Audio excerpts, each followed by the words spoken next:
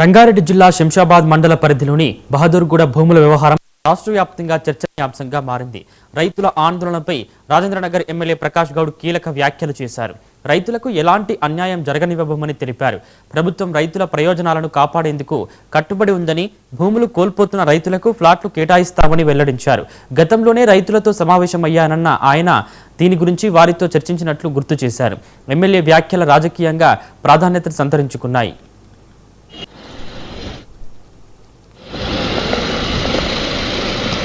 TRS government కూడా 10 ఏళ్ళు ఉన్నది.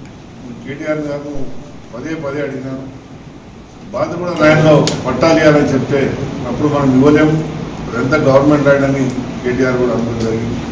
600 ఎకరాలు కారణం కూడా పట్టాలు ఇస్తానని 600 ఎకరాలు తీసేసుకుందామని కేటీఆర్ కూడా అన్నారు. మళ్ళీ ఈరోజు మాట మార్చడం, ప్రజలను మభ్యపెట్టడం, ఈ విధంగా చేయడం కూడా మంచిది కాదు.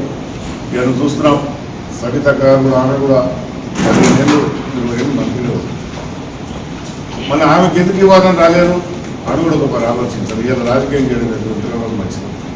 ఎందుకంటే ఆనాడే కూర్చునేట్టు మాట్లాడి, మీరు మంత్రిగా ఉన్నారు, ముఖ్యమంత్రి గారి దగ్గర ఉన్నారు, కూర్చునేట్టు మాట్లాడి రైతులకు న్యాయం చేస్తుంటే ఈ విధంగా ఇది వచ్చేది కాకుండా కదా.